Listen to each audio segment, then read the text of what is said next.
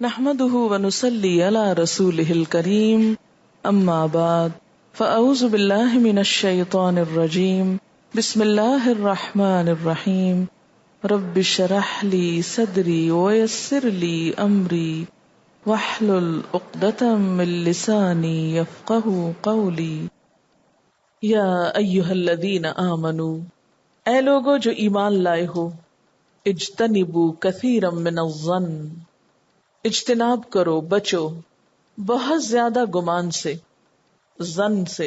کیوں؟ اس لیے کہ ان بعد الظن اثم، بلا شبہ بعض گمان گناہ ہوتے ہیں۔ ولا تجسسوا، اور تجسس نہ کرو۔ ولا یغتب بعضکم بعضا، اور تم میں سے کوئی کسی کی غیبت نہ کرے۔ ایحب احدکم ان یأکل لحم اخیہ میتا فکرہتموہ، کیا تمہارے اندر کوئی ایسا ہے کہ جو اپنے مرے ہوئے بھائی کا گوشت کھانا پسند کرے گا؟ فکرہتموہ، تم خود اس سے گھن کھاتے ہو، کراہت کرتے ہو۔ واتقوا اللہ، اور اللہ سے ڈرو۔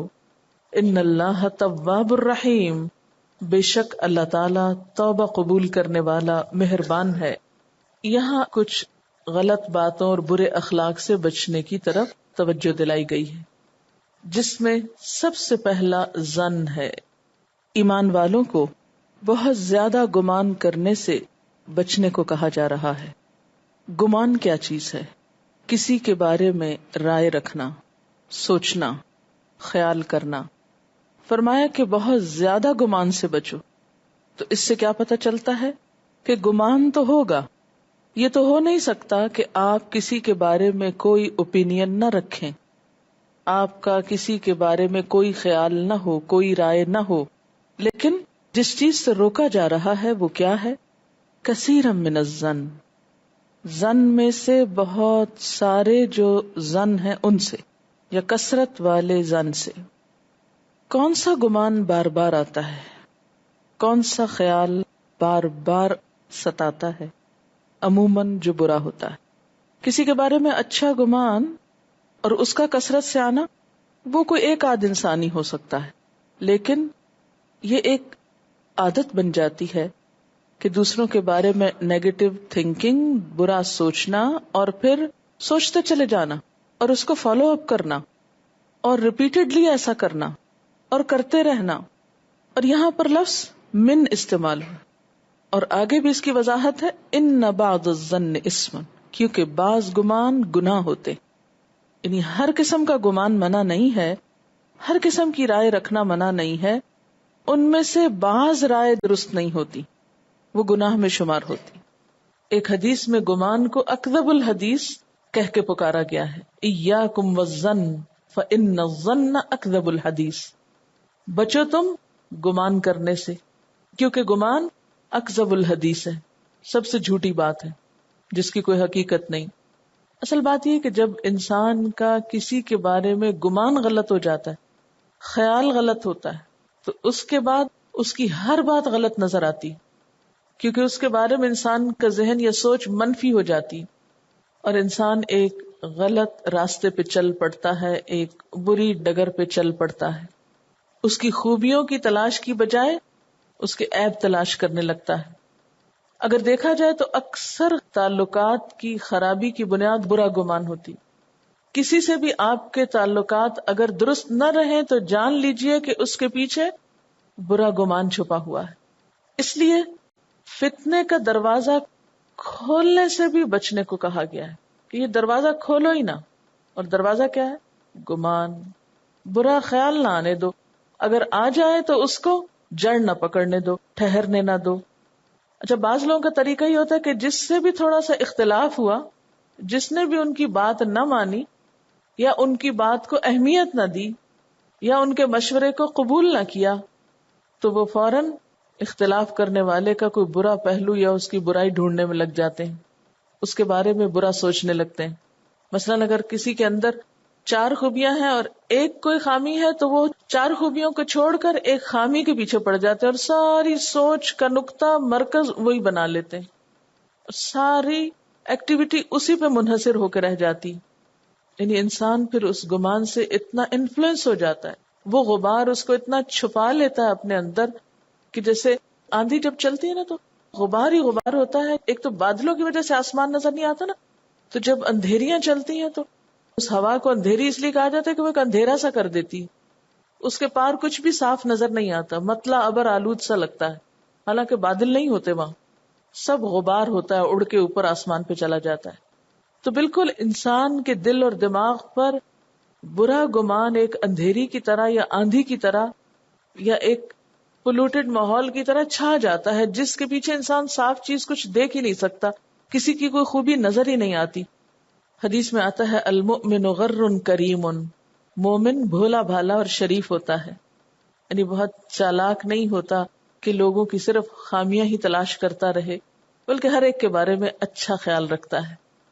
لیکن عموماً لوگوں کا حال یہ ہوتا ہے کہ آغاز بدگمانی سے کرتے ہیں، ہاں کوئی پروو کر دے اپنے آپ کو اچھا تو ٹھیک ہے. اصل میں گمان کرنا بھی گمان کرنے والے کو نقصان دیتا ہے.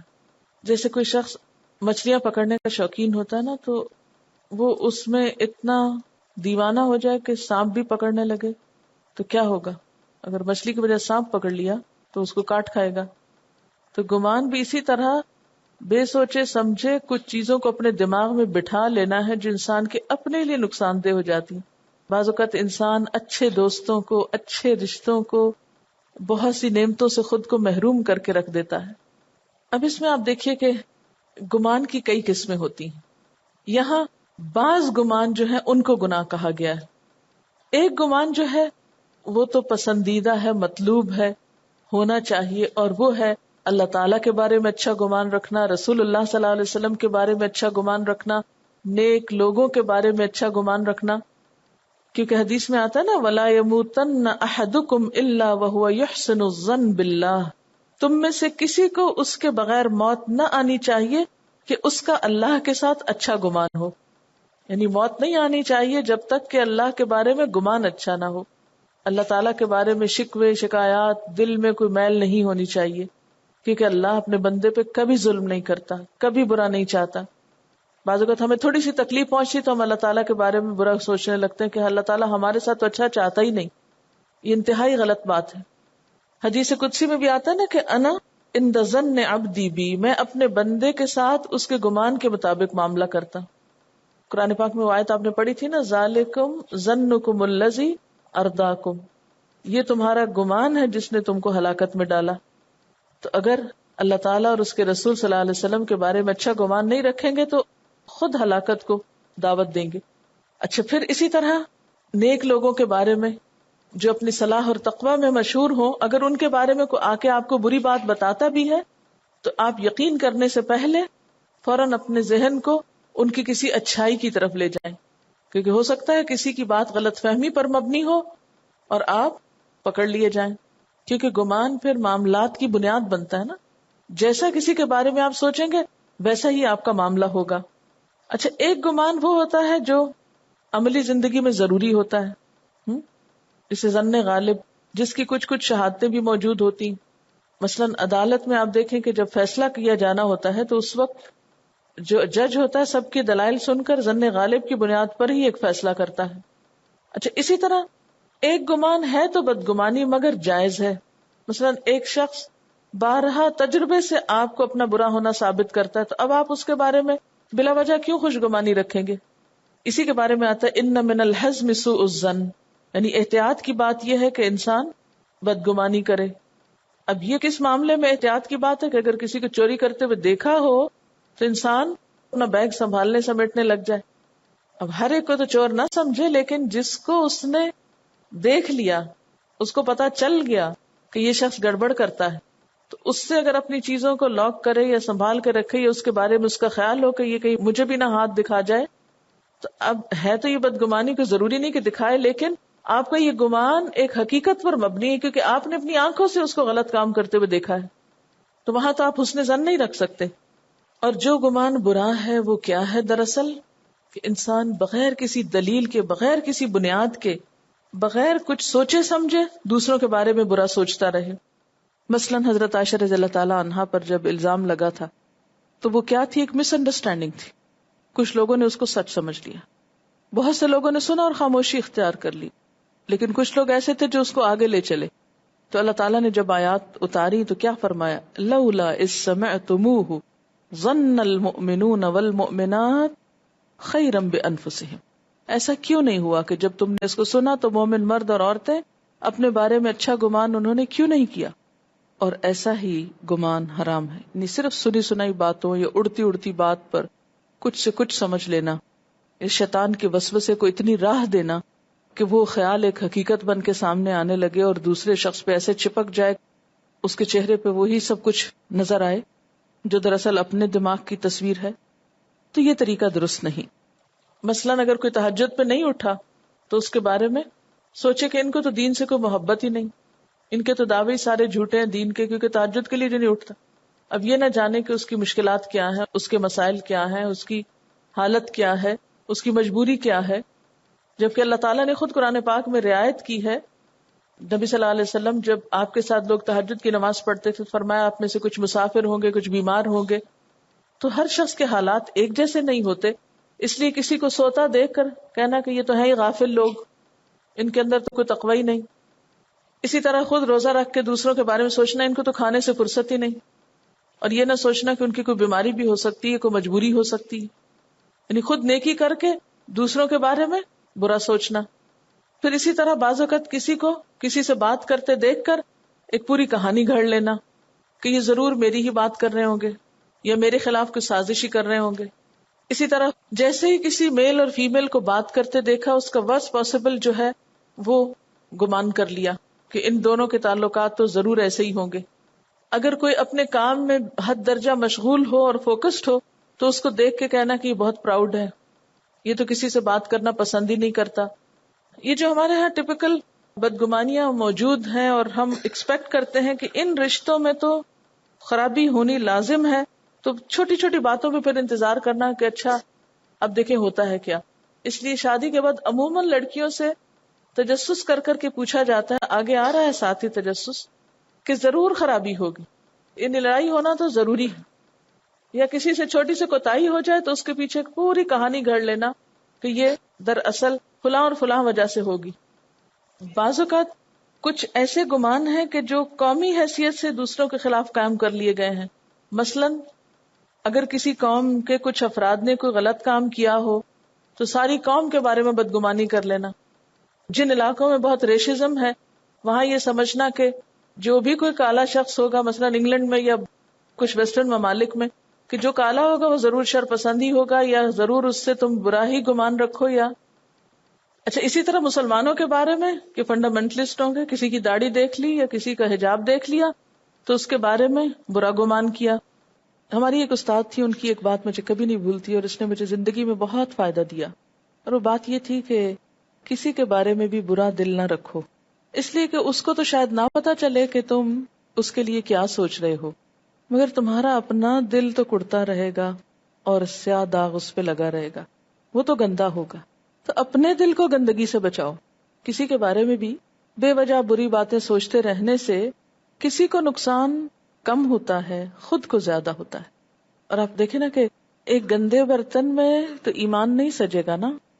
زینہ فی قلوبکم، ایمان جیسی قیمتی چیز کو دل میں لانے کے لیے کیا ضروری ہے کہ دل کو شرک کی، بدگمانی کی اور حسد کی برائیوں اور گندگیوں سے پاک کیا جائے. جہاں گمان گناہ ہے، ان بعد الظن اثم، وہاں اچھا گمان عبادت بھی ہے، کہ حسن الظن من العبادہ، اچھا گمان رکھنا عبادت میں سے ہے. گمان کے بارے میں ایک بہت اچھی حدیث حضور صلی اللہ علیہ وسلم نے ایک صحابی کے بارے میں مسلسل 3 دن تک کہا کہ یہ شخص اہل جنت میں سے ہے. یعنی ایک شخص کو آپ دیکھتے تو کیا فرماتے؟ یہ جنت والوں میں سے. تو لوگ بہت پھر اس بات کے متلاشی تھے کہ کیا چیز ہے جو اس کو جنت میں لے جانے والی ہے. ایک صحابی نے ان سے پوچھا کہ آپ کے معمولات تو بہت عام ہیں، یعنی آپ ایک بالکل نارمل عام انسان معلوم ہوتے ہیں، کوئی ایکسٹرا عبادت وغیرہ نہیں، تو حضور نے آپ کے لیے یہ کیوں کہا ہے کہ آپ جنتی ہیں؟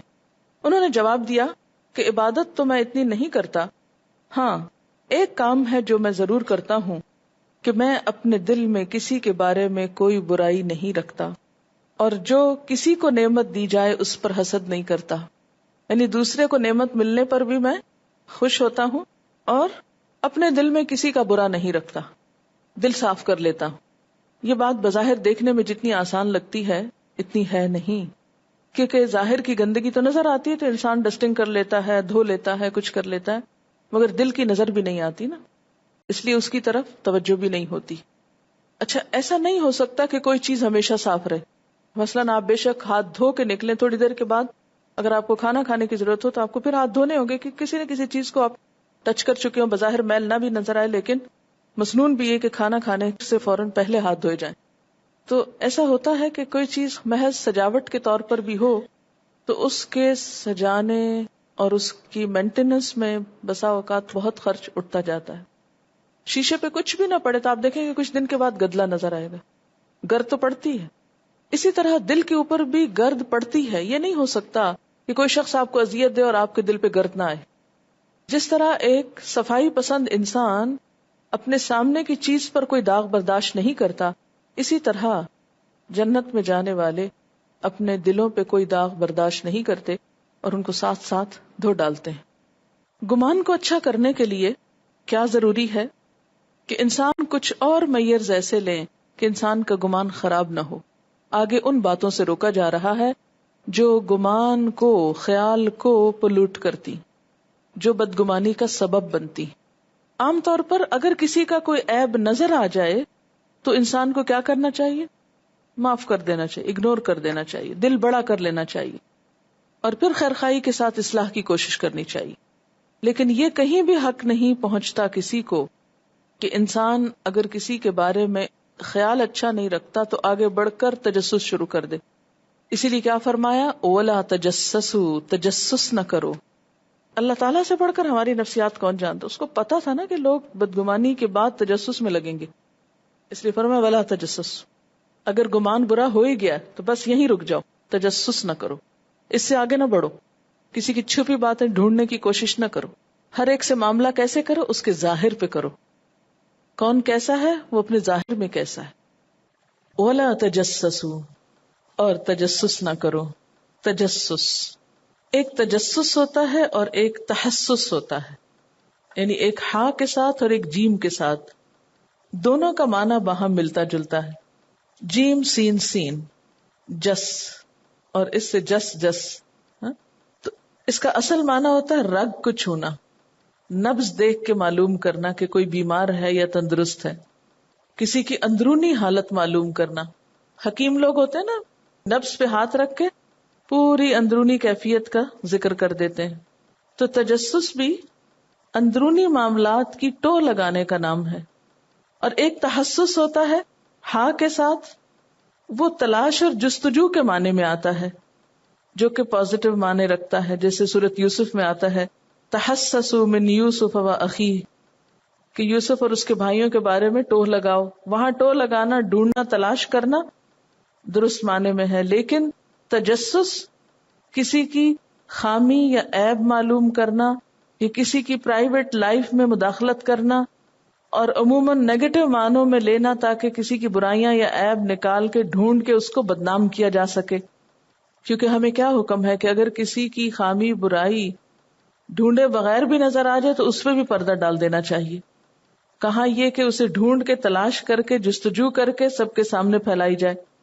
اسلام نے انسان کو ایک حریت عطا کی ہے، ایک شخصی آزادی عطا کی ہے، اس کی پرائیویسی کو پروٹیکٹ کیا ہے. دوسرے کو حق نہیں دیا کہ وہ اس میں جھانکے، اس کی ٹو لگائے. اور جاسوسی کی ممانعت جو ہے یہ صرف افراد کے لیے نہیں، اقوام کے لیے بھی ہے. اسلامی حکومت کی ذمہ داریوں میں سے یہ نہیں کہ لوگوں کے چھپے ہوئے عیب جاسوسی کے ذریعے ان کو منظر عام پہ لا کے ان کو کوڑے لگائے، بلکہ جو برائیاں ظاہر ہو جائیں، کھلی برائیاں، ان کی اصلاح کرے. اور اصلاح کے لیے جاسوسی کا نظام نہیں، واعظ و تلقین، اچھی نصیحت اور تربیت کے طریقے بتائے گئے. یعنی اگر کسی کے اندر کوئی خامی ہے یا عیب ہے تو یہ ہمیں نہیں کہا گیا کہ تم اچھا چھپ چھپ کے دیکھو وہ کیا کرتا ہے اور پھر کہو کہ میں تو اس لیے دیکھ رہا ہوں کہ مجھے پتا چل جائے وہ ہے کیسا تاکہ میں اس کی اصلاح کروں. نہیں، جہاں کہیں محسوس ہو جائے کہ کسی کے اندر خرابی ہے تو پھر انسان ان جنرل ٹرمز بات کرے، نہ کہ ٹو لگائے اور پیچھے پڑ جائے.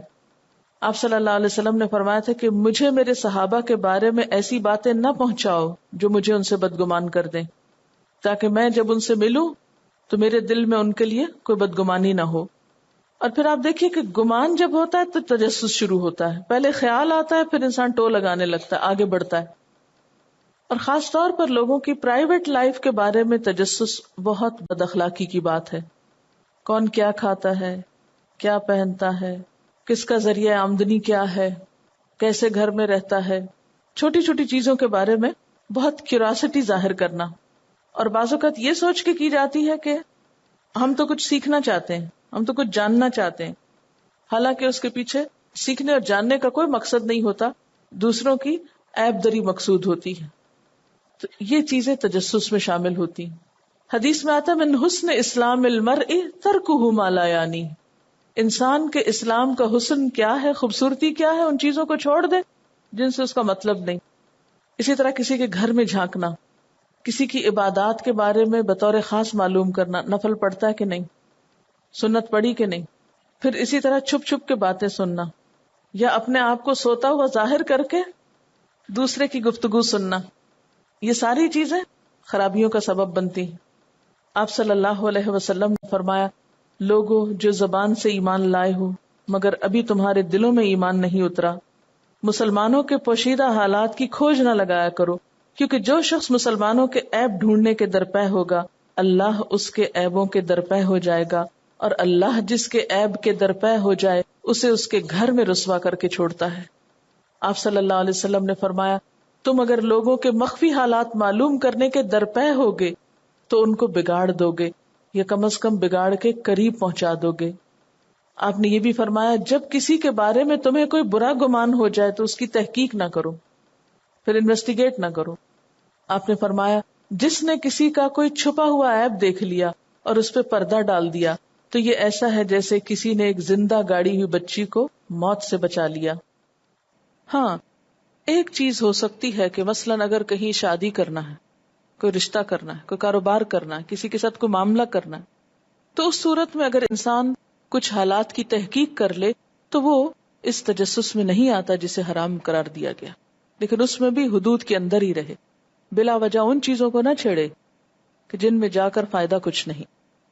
ایسی بہت سی چھان بین کرنے والے عموماً بیٹیوں کو بوڑھا کر دیتے ہیں کہ ہر چھوٹی چھوٹی چیز پر دور تک تحقیقات اور تجسس، اور ہر شخص کے اندر ایسے کیڑے نکال لینا کہ اس کی سب خوبیاں خامیوں میں بدل جائیں۔ اس میں انسان کا اپنا ہی نقصان ہوتا ہے۔ اچھا، یہ کیوریاسٹی کیوں دی گئی تھی دراصل؟ کہ علم اور تعمیری کاموں میں تجسس کرو، کائنات کے راز ٹٹولو، یعنی جو اللہ نے کائنات پہ پردہ ڈالا ہوا نا، نئے نئے ایجادات کرو، نئے نئے انکشافات کرو، نہ کہ لوگوں کی ذاتی زندگیوں کے انکشاف میں لگے رہو۔ من حسن اسلام المرء ترکہ ما لا یعنی۔ آج آپ دیکھیں کہ ہم تحقیق کے اس عنصر کو جو اللہ نے ہمارے لیے بھلائی کے لیے رکھا تھا، مثلاً آپ کسی بھی میدان میں ہیں، آپ تعلیم حاصل کریں، آپ سائنس کے اسٹوڈنٹ ہیں یا کسی اور چیز کے، تو اللہ نے یہ جو اندر کیوریاسٹی رکھی ہے اس کو وہاں استعمال کرو، اور انسانیت کے فائدے اور بھلائی کے لیے نئی نئی چیزیں تلاش کر کے لاؤ، ڈھونڈو۔ یہ انسان کی فطرت میں ہے تلاش۔ لیکن جب تعمیری کام کوئی نہیں ہوتا کسی قوم کے پاس تو وہ کیا تلاش کرنے لگتی ہے؟ لوگوں کے عیب، گندگی کی تلاش میں رہتی۔ کسی کے چھپے عیب گندگی ہے نا، کیوں کھولتے ان کو؟ کیوں ڈھونڈ رہے ان کو؟ تمہارا یہی ذوق ہے، یہی شوق ہے کہ جس برائی پر اللہ نے پردہ ڈالا تو تم وہ جا کے ڈھونڈ کے لاؤ، نکال کے لاؤ۔ یہی جوہر ہے، یہی ہیرے موتی ہیں جو تمہارے ہاتھ لگے۔ تمہاری قسمت میں یہی کام تھا کہ تم صرف لوگوں کی چھپی برائیاں ڈھونڈتے رہو، عیب تلاش کرتے رہو لوگوں کے۔ اس کے لیے تجسس کرو۔ ان السمع والبصر والفؤاد کل اولئک کان عنہ مسئولا۔ ان سب چیزوں کے بارے میں تو سوال ہونا ہے، یہ لگائی کہاں تھی؟ یہ طاقتیں کس کام میں استعمال کی تھی؟ محض لوگوں کی برائیاں چننے میں۔ لیکن افسوس یہ کہ جب ہماری زندگی میں کوئی تعمیری کام نہیں رہا تو ہم عموماً کس چیز کے پیچھے پڑ گئے؟ دوسرے کیا کر رہے ہیں، اوروں کی زندگیوں میں دخل دینے لگے۔ عموماً کیا تجسس ہوتا ہے؟ مارکس کا، اپنی خامیوں میں دوسروں کے نمبر معلوم کرنا. یعنی آپ اپنا رول نمبر، اپنا نام دیکھیں، اپنی لائن پہ دیکھیں آپ کے کیا نمبر ہے، یہ دیکھنا. اچھا فلانے کا کیا بنا، اس کا تو ضروری دیکھوں گی. کسی نے کوئی اچھا زیور یا کپڑا پہنا ہو، اتنا تو پوچھنے کی ہمت نہ ہونا کہ کہاں سے خریدا یا سلوایا ہے، تو انڈائریکٹلی ٹو لگانا کہ یہ کہاں سے بنا ہے. بعض اوقات کوئی گھر بنا رہا ہوتا ہے تو ہم پوچھتے ہیں کتنے کمرے بنا رہے ہیں، کیا ان کے بچے آ کے رہیں گے، نہیں وہ تو شاید نہیں رہیں گے، وہ تو چلے گئے ہیں، کیا ہوگا کیا نہیں ہوگا. آپ کا کیا کام، کوئی ایک کمرہ بنائے، 10 کمرے بنائے، کہاں سے آمدنی آ رہی ہے، کیا ہو رہا ہے. اب ہر شخص اپنے اکاؤنٹس کھول کے آپ کے سامنے رکھے، اس کی ضرورت کیا ہے، اس سے لوگوں کو حاصل کیا ہوگا، فائدہ کیا ہوگا. کسی نے لکھا ہے کہ امام مالک سے جب ان کی عمر پوچھی جاتی تو وہ کہا کرتے تھے ما یغنی کا، یعنی تمہیں اس سے کیا فائدہ ہوگا، یہ تمہارے اس سے کیا کام، کیا حاصل. اور واقعی کیا جاننا چاہتے ہو. میاں بیوی کے باہم تعلقات کا بہت پوچھتے ہیں. شادی کے شروع میں بہت زیادہ لوگوں کو تجسس ہوتا ہے، گہری نظروں سے دیکھتے رہتے ہیں، خوش ہے نہیں، مسکراتی ہے نہیں، وہیں سے پھر خود ہی گمان کر لیتے ہیں. دلہن زیور پہن کے بیٹھی ہوئی ہے، میکے والوں نے کیا دیا، کس نے کیا دیا، یہ رنگ کہاں سے آئی، وہ کہاں، شوہر نے کون سی رنگ پہنائی، لغویات.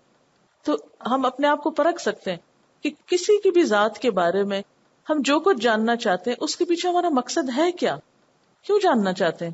کیا کچھ لرننگ ہے، کچھ سیکھنا ہے، سیکھنا تو کیا سیکھنا ہے. اور ہم جیسے گناہگاروں سے کیا سیکھنا ہے. آپ سیکھیں اللہ کے رسول صلی اللہ علیہ وسلم کی سیرت سے، اس کو تو ہم نے آج تک پڑھا نہیں، اس کو تو ہم جانتے نہیں، آپ کی سنتوں کا تو ہمیں پتا نہیں. ہم جیسے کمزور انسانوں سے کیا سیکھیں گے، ہم آپ کو کیا دیں گے. تو پھر وہی بات ہے کہ ہمارے ذوق کا پتہ چلتا ہے. یعنی تجسس کا مادہ تو اتنا خوبصورت مادہ ہے اللہ تعالیٰ نے ہر انسان میں رکھا ہے.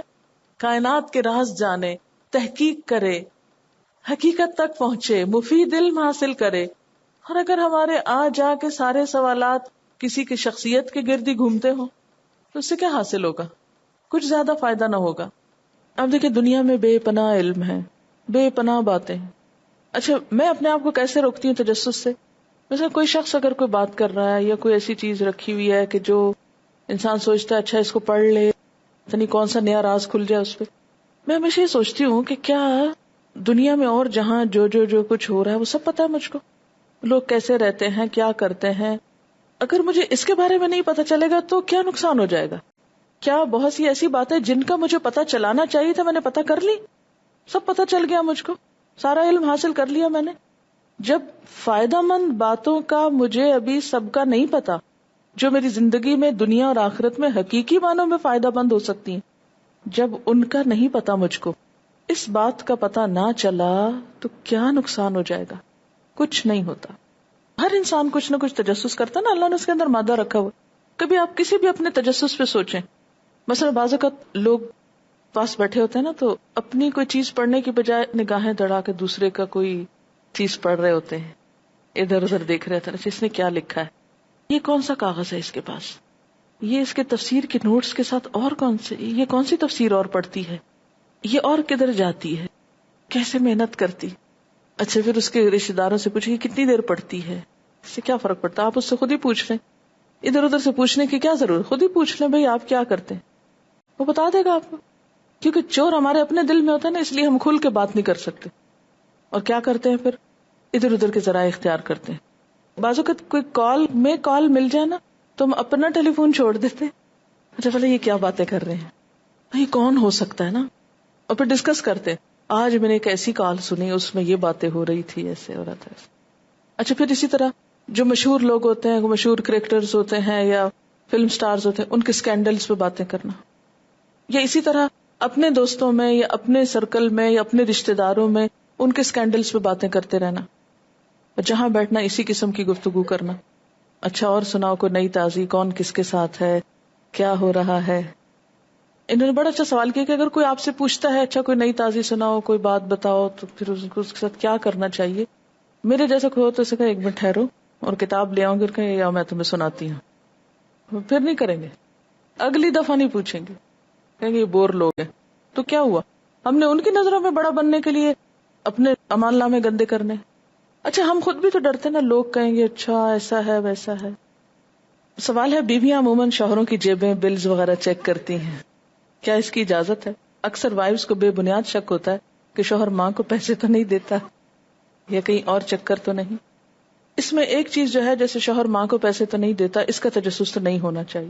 اس کا مال ہے، اس کی ماں ہے، دیتا رہے، آپ کو کیا نقصان ہے. دل بڑا کرے. ایک شوہر جو ماں کے ساتھ صلہ رحمی کر رہا ہے، کیا اس کا آپ پر کوئی وبال آئے گا؟ آپ کا کیا نقصان ہوگا؟ آپ کے رزق میں سے کیا جائے گا؟ کچھ نہیں جاتا. کرنے دیں. وہ جتنا ماں کے ساتھ کرے گا اس سے پلٹ کے زیادہ آپ کے پاس اللہ بھیجے گا. اللہ پہ بھروسہ تو کر کے دیکھیں.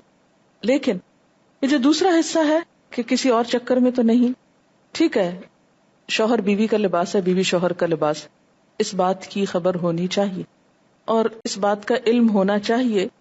لیکن ایسا بھی نہیں کہ آپ اپنی زندگی اجیرن کر لیں اور محض وہم کا شکار ہو جائیں. کچھ عرصے پہلے ایک خاتون میرے پاس آئی اور ان کی زندگی حرام ہو چکی تھی محض اس شک میں. اور شک کہاں سے کہ وہ جیسے شوہر کے آفس میں گئی ہیں، وہاں ٹیبل پر ایک فون نمبر رکھا ہوا تھا، وہ اٹھا لائی، کر کے دیکھا کہ کسی لڑکی کا تو نہیں، اور پھر وہ پریشانی اور پریشانی اور پریشانی، وہ ایسی دلدل میں جا گھسی کہ جس سے نکلنے کا راستہ نہیں پتہ چل رہا. تو اب ضروری ہے کہ اگر کہیں شوہر نے کوئی نمبر لکھ کے رکھا تو کسی عورت کا ہی نمبر ہوگا یا کسی. تو اس طرح کے بے بنیاد شک نہیں ہونے چاہیے. دیکھیں کہ بے بنیاد شک منع ہے، لیکن ایک شخص کے عمل سے اگر کوئی ایسی چیز ظاہر ہو رہی ہے تو وہ بالکل ہی ایک اور چیز ہے. تو شوہر بیوی کا لباس ہے، بیوی شوہر کا، ان کو بھٹکنے سے، غلط رستوں پہ جانے سے بچانا بھی ضروری ہے. یہ لیک آف کمیونیکیشن سے بھی ہوتا ہے. تو تجسس کی بجائے کمیونیکیشن بڑھا لیں، ٹھیک ہے نا. جیسے ابھی میں نے کہا نا کہ کسی کی یہ دیکھنے میں کیا کتابیں پڑھتی، کہاں جاتی، تو اس کے بجائے آپ براہ راست اس سے بات کر کے ویسے ہی اندازہ کر لیں. یہ چیز بھی تجسس میں آتی ہے کہ کسی شخص سے اس کے بارے میں سوال کرتے جانا. یہ بھی ایک قسم کا بیکار مشغلہ ہے. سوال بھی تو ایسا نہیں ہونا چاہیے کہ جو بے مقصد ہو. یا تو آپ پھر انٹرویو کا ٹائم لے لیں کسی سے، وہ ایک درست بات ہوگی. لیکن راہ چلتے کسی کو روک کر آپ سوال شروع کر دیں، آپ نے پڑھا کہاں سے، آپ کے بچے کتنے ہیں، اور پھر ان میں سے ہر ایک کرتا کیا ہے اور وہ کیا مشغلہ ہے اس کا.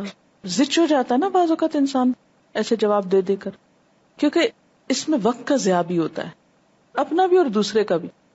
یہ بہت اچھی ایک بات کسی نے لکھی کہ جو چھپ کر دوسروں کی باتیں سنتے ہیں وہ کم ہی اپنی تعریف سنتے ہیں. ہم بعض اوقات ایک مشغلہ بنا لیتے ہیں نا، جیسے کسی کی فیس ریڈنگ یا کسی کی مائنڈ ریڈنگ کرنے کے لیے دوسروں کی پرسنالٹی کو سمجھنے کی کوشش کر رہے ہیں، اور اس شوق میں ہم دوسروں کو ڈسکس کرتے رہتے ہیں اور تجسس میں لگے رہتے ہیں بعض اوقات، اور خود کو تسلی دے دیتے ہیں کہ نہیں ہماری کوئی بری انٹینشن نہیں ہے، لیکن ہم بس آؤٹ آف کیوریوسٹی. اچھا، تجسس کرنے کی بھی ایک اور وجہ ہوتی ہے کہ کہیں یہ میرے خلاف نہ کوئی باتیں کر رہا ہو، اس لیے میں ذرا یہ دو بیٹھے ہیں، اچھا میں ذرا کسی کام کے بہانے سے پاس سے گزر کے دیکھتی ہوں کیا باتیں کر رہے ہیں نا. ہم کیوں اپنے آپ کو اتنا اہم سمجھتے ہیں کہ اگر کوئی دو لوگ بیٹھے ہیں تو وہ ضرور میری ہی بات کر رہے ہوں گے. کیوں میری کر رہے ہوں گے؟ وہ کوئی اور بھی بات کر سکتے ہیں، اور اگر کر بھی رہے ہوں تو اس سے کیا فرق پڑتا ہے؟ نہیں، کیا پتا سازش کر رہے ہوں، اس لیے مجھے خبر لگانی ہی لگانی. اچھا، کیا سازش کر رہے ہوں گے؟ یہ سازشیں کریں گے تو اللہ بھی ہے جو ان کی چالوں کو توڑنے والا ہے. اچھا، بعض اوقات انفرادی طور پر، بعض اوقات اجتماعی طور پر بھی کیا کیا جاتا ہے. مثلا مجھ سے کئی دفعہ لوگوں نے کہا، آپ کو پتا ہے وہ کچھ لوگ آپ کی مجلس میں صرف تجسس کے لیے آتے ہیں، جاسوسی کرنے آتے ہیں اور رپورٹنگ کے لیے آتے ہیں. تو میں نے کہا اس سے کیا فرق پڑتا ہے؟ شاید انہیں بھی قرآن سے کچھ فائدہ ہو جائے. اور اس بات کا مجھے خوف نہیں، مجھے کوئی نقصان دے سکیں گے. کیوں نہیں دے سکتے؟ اس لیے کہ نفع اور نقصان کا مالک صرف اللہ ہے، نمبر 1. دوسری بات یہ ہے کہ ہم یہاں بیٹھ کر نہ تو کسی کے خلاف باتیں کر رہے ہیں، نہ ہی کوئی سازش، نہ ہی کوئی ایسی پلاننگ. لفظ ریکارڈ ہوتا ہے، مختلف لوگوں کے پاس اپنی ضرورت کی چیزیں بھی موجود ہیں. وہ یہاں سے کیا جاسوسی کریں گے؟ قرآن کی جاسوسی کریں گے. کوئی ہم اپنی بات تو نہیں کر رہے، جو یہ کہہ رہا وہی سنا رہے ہیں نا. وہ جا کے کیا بتائیں گے؟ کیا چال چلیں گے؟ میکسیمم کیا کر لیں گے؟ کچھ بھی نہیں. اچھا، بعض اوقات ایسا ہوتا ہے نا کہ کوئی مجھے آ کے ایسی بات کہتا ہے تو وہ ایکسپیکٹ کرتا ہے کہ اچھا میں پھر تھوڑا سا اور پوچھوں گی، اچھا وہ کہاں رہتا ہے، پھر کس نے بھیجا اس کو، اور ان کی کیا سرگرمیاں ہیں، اور یہ شیطان کی ایک چال ہے. کیوں؟ اس لیے کہ میں اپنا کام چھوڑ دوں گی اور صرف اس تجسس میں اور اس سنی سنائی بات کے پیچھے پڑ کے ایک اور ہی سمت بھی جا نکلوں گی، تو جو میرا اپنا اصل کاز ہے اس کا نقصان ہو جائے گا. جس چیز میں مجھے محنت کرنی ہے، جس پازیٹو کام کے لیے، اس کے لیے لازمی طور پہ وقت کٹ جائے گا. اس وقت مارکیٹ میں ایک ڈیوائس بہت بک رہا ہے جس کو کمیونیکیشن سکینر کہتے ہیں، جو فون کالز اور موبائل کال کیچ کر لیتے ہیں. اس تجسس نے بہت سے گھروں میں جھگڑے کھڑے کر دیے. گمان کے بارے میں ایک بڑا اچھا سوال ہے کہ بعض اوقات بچوں کے بارے میں آپ کو کچھ گمان کرنا پڑتا ہے تو اس کی کس حد تک اجازت ہے. کمیونیکیشن تو اپنی جگہ ہے، لیکن بعض اوقات بچوں کے بیہیویئر اور رویے کے گھر سے باہر کیا کرتے ہیں، آپ کی غیر موجودگی میں کیا کرتے ہیں، تو کہاں تک اس بات کی اجازت ہے.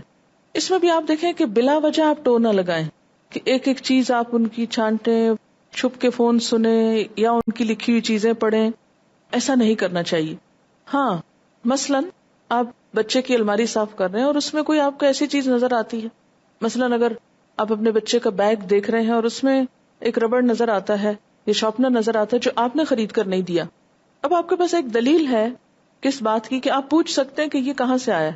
یہ آپ نے تجسس کے لیے نہیں کیا تھا، لیکن آپ نے دیکھا کہ ایک ایسی چیز آپ کے بچے کے بیگ میں ہے یا الماری میں یا کمرے میں ہے کہ جو آپ کی خریدی ہوئی نہیں، آپ کی دی ہوئی نہیں، گھر سے نہیں لی گئی، کہیں اور سے آئی ہے.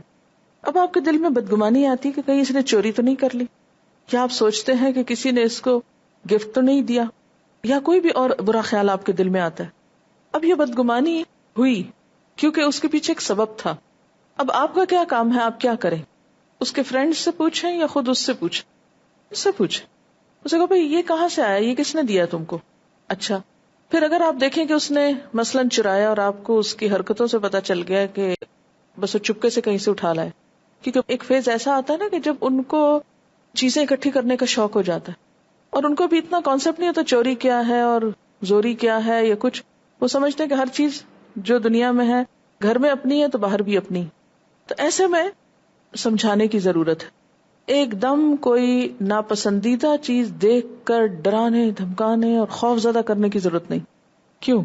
اس لیے کہ اس کے دل میں ایسا خوف بیٹھ سکتا ہے کہ کبھی دوبارہ وہ آپ کے ساتھ شیئر ہی نہیں کرے گا.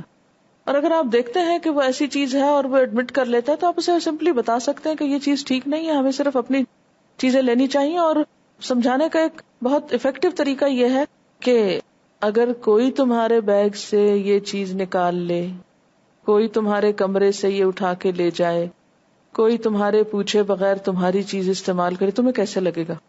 وہ بتائے گا کہ مجھے اچھا نہیں لگے. کہ بچے اپنی چیزوں کے بارے میں بہت پوزیسو ہوتے ہیں کہ ہماری چیز کو کوئی ہاتھ نہ لگائے، چھوٹا سا کاغذ بھی کوئی نہ اٹھائے. تو جب ان کو اچھا نہیں لگتا تو دوسروں کا اٹھانا بھی اچھا نہیں ہونا چاہیے. اور آپ دیکھیں گے کہ اس طرح آہستہ آہستہ آپ ان کو بہت اعتماد دے کر ان کی ایسی بری عادتیں چھڑوا سکتے ہیں. اچھا ہم لوگ عام طور پہ کیا کرتے ہیں، بزدل ہوتے ہیں. بچے نے غلطی کی، اس سے تو نہیں پوچھیں گے، اس سے پوچھ اور ایک شہرت کر دیتے ہیں اس خرابی کی. کیونکہ بعض اوقات جس سے آپ پوچھ رہے تھے اس کے فرشتوں کو بھی نہیں خبر ہوتی، اور اس طرح آپ کے پوچھنے سے آپ ہی کے بچے کی ایک برائی اس کے سامنے آ گئی، وہ اس کی نظروں میں بھی گر گیا. وَلَا يَغْتَبْ بَعْضُكُمْ بَعْضًا، تم میں سے کوئی کسی کی غیبت نہ کیا کرے. أَيُحِبُّ أَحَدُكُمْ أَن يَأْكُلَ لَحْمَ أَخِيهِ مَيْتًا، کیا تم میں سے کوئی یہ پسند کرے گا کہ اپنے مردہ بھائی کا گوشت کھائے؟ بھائی مر جائے تو اس کو دفنانے کی بجائے اس کا گوشت کاٹ کے کھانے لگے. فَكَرِهْتُمُ، تم اس عمل کو ناپسند کرو گے. غیبت کیا ہوتی ہے؟ غیبت کی تعریف یہ ہے کہ ایک آدمی کسی شخص کے پیچھے اس کے بارے میں ایسی بات کہے جو اگر اس کے سامنے کہے تو اسے ناگوار ہو.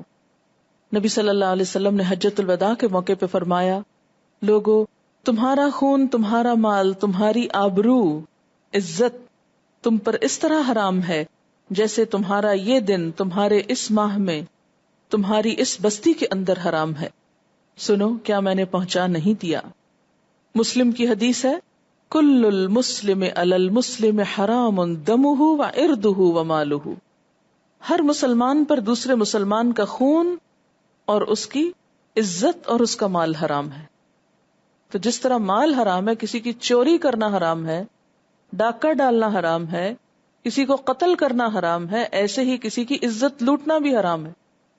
قاتل کو تو ہم بہت برا کہتے ہیں، لیکن وہ تو ایک دفعہ ہی جان لیتا ہے، مگر جو لوگ دوسروں کی عزت نوچتے رہتے ہیں، مسلسل بدنام کرتے رہتے ہیں ان کو، وہ بڑے مجرم ہیں. نبی صلی اللہ علیہ وسلم نے فرمایا کبیرہ گناہوں میں سے ہے کہ آدمی اپنے بھائی کی عزت و آبرو کے درپے ہو جائے۔ آپ صلی اللہ علیہ وسلم نے فرمایا کبیرہ گناہوں میں سے ایک یہ ہے کہ کسی مسلمان بھائی کی عزت و آبرو کو بدنام مشہور کیا جائے، یعنی اس کی بدنامی کی جائے۔ صحیح مسلم کی روایت ہے، آپ صلی اللہ علیہ وسلم نے فرمایا کیا تم جانتے ہو اللہ کے نزدیک سب سے بڑا سود کیا ہے؟ سود کس کو کہتے ہیں؟ انٹرسٹ۔ کسی مسلمان کی عزت و آبرو کو حلال سمجھنا، یہ صحیح حدیث ہے۔ یعنی سود کو تو بہت سے لوگ حرام سمجھتے ہیں کہ بہت بڑا گناہ ہے، لیکن کسی کی عزت خراب کرنا، پامال کرنا، یہ سود سے بھی بڑا گناہ ہے۔ پھر آپ صلی اللہ علیہ وسلم نے یہ آیت پڑھی والذین یؤذون المؤمنین والمؤمنات بغیر ما اکتسبوا فقد احتملوا بہتانا واثما مبینا، جو لوگ مسلمان مردوں عورتوں کو کسی قابل ملامت کام کے بغیر ایذا دیتے ہیں وہ بہت بڑا بہتان اور صریح گناہ اٹھاتے ہیں۔ اور غیبت کسی کی عزت پامال کرنے میں آتا ہے، انسان کو ستانے کے لیے بدترین ہتھیار ہے کہ اس کی غیر موجودگی میں اسے برا بھلا کہا جائے اور اس کی برائیوں کو ڈسکس کیا جائے۔ نبی صلی اللہ علیہ وسلم نے غیبت کی یہ تعریف کی ذکرک اخاک بما یکرہ، غیبت یہ ہے کہ تو اپنے بھائی کا ذکر اس طرح کرے جو اسے ناگوار ہو۔ عرض کیا گیا اگر میرے بھائی میں وہ بات پائی جاتی ہو جو میں کہہ رہا ہوں تو اس صورت میں آپ کا کیا خیال ہے؟ یعنی بعض اوقات ہم یہ کہتے ہیں نا کہ میں کون سا جھوٹ بول رہا ہوں، وہ برائی تو اس کے اندر ہے۔ فرمایا اگر وہ اس میں پائی جاتی ہے تو یہی تو غیبت ہے، اور اگر وہ اس میں موجود نہیں تو یہ تو اس پر بہتان ہے جو غیبت سے بھی پھر بدتر ہے۔ ایک شخص نے حضور صلی اللہ علیہ وسلم سے پوچھا غیبت کیا ہے؟ آپ نے فرمایا یہ کہ تو کسی شخص کا ذکر اس طرح کرے کہ وہ سنے تو اسے ناگوار ہو، اسے اچھا نہ لگے کہ میرے بارے میں اس طرح کو اوپینین دیا گیا ہے۔ اس نے عرض کیا یا رسول اللہ صلی اللہ علیہ وسلم اگرچہ میری بات سچی ہو؟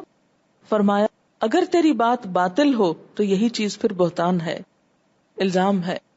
وَلَا يَغْتَبْ بَعْضُكُمْ بَعْضًا، تم میں سے بعض کی غیبت نہ کریں۔ غیبت کا لفظ کس سے؟ غیب سے ہے، یعنی اس کی غیر موجودگی میں، اس کی پیٹھ پیچھے، کیونکہ کسی کے سامنے جب کوئی کرتا ہے تو وہ اپنی صفائی پیش کر سکتا ہے نا، لیکن جب اس کے فرشتوں کو بھی خبر نہیں کہ اس کے بارے میں کیا کہا جا رہا ہے اور کیسی کیسی بات کہی جا رہی ہے تو وہ اپنا دفاع بھی نہیں کر سکتا، خود کو پروٹیکٹ بھی نہیں کر سکتا۔ اسی لیے اس کو کس سے تشبیہ دی گئی؟ مردہ بھائی کے گوشت کھانے سے، کیونکہ بھائی جب مر جاتا ہے تو اس کو انگلی کو چھری سے کاٹے یا کچھ اور کہیں سے کاٹے تو وہ کچھ بھی نہیں کر سکتا نا، مرا ہوا انسان تو ہاتھ نہیں ہلا سکتا۔ تو غائب انسان مرے ہوئے انسان کی طرح جو خود کو پروٹیکٹ نہیں کر سکتا، پوری طرح دوسرے کے رحم و کرم پہ ہوتا ہے نا۔ تو مرے ہوئے انسان کے ساتھ انسان کا معاملہ کیسا ہونا چاہیے؟ ہمدردی کا نا۔ تو ایک مسلمان دوسرے مسلمان کے لیے آخر ہمدردی کیوں نہیں رکھتا جو اس کے اپنے ہی جسم کا ایک حصہ ہے؟ پھر اسی طرح یہ ہے کہ اگر غیبت اس لیے کی جائے کہ دو انسانوں کے تعلقات خراب ہوں تو یہ چغلی کہلاتا ہے، یعنی برائی کو بس ایسے ہی مزے کے لیے ڈسکس کرتے رہنا، یہ غیبت ہے، خاص اچھی کیوں نہ ہو۔ جھوٹ ہے تو بہتان ہے، اور اگر فساد ڈالنے کے لیے ہے تو چغلی۔ اسی لیے کیا حکم دیا گیا تھا کہ اگر کوئی فاسق یا بدکار تمہارے پاس کوئی خبر لائے تو تم کیا کرو؟ اس کی تحقیق کر لیا کرو، ایسا نہ ہو کہ بے خبری میں تم کسی قوم سے الجھ پڑو پھر خود ہی اپنے کیے پہ شرمندہ ہو۔ قرآن پاک میں آتا ہے وَلَا تُطِعْ كُلَّ حَلَّافٍ مَّهِينٍ ہَمَّازٍ مَّشَّاءٍ بِنَمِيمٍ مَّنَّاعٍ لِّلْخَيْرِ مُعْتَدٍ أَثِيمٍ عُتُلٍّ بَعْدَ ذَلِكَ زَنِيمٍ۔ مت اطاعت کرو کسی ایسے شخص کی جو قسمیں کھانے والا، ذلیل ہے، اکسانے والا، ادھر ادھر لگانے والا، یعنی لگائی بجائی کرنا جس کو کہتے ہیں۔ چغل خوری کیا ہے؟ لگائی بجائی کرنا، ادھر کی بات ادھر پہنچانا۔ تو پتہ وہ فلاں تمہارے لیے کیا کہہ رہا تھا، کچھ سچ اور کچھ جھوٹ ملا جلا کے، تاکہ یہ شخص بھڑک اٹھے اور پھر ایک دم ایکشن لے اس کے خلاف۔ اس پر تو کیا حکم ہے کہ ایسے ایکشن نہیں لے سکتے جب تک کہ معاملے کی تحقیق نہ کر لو۔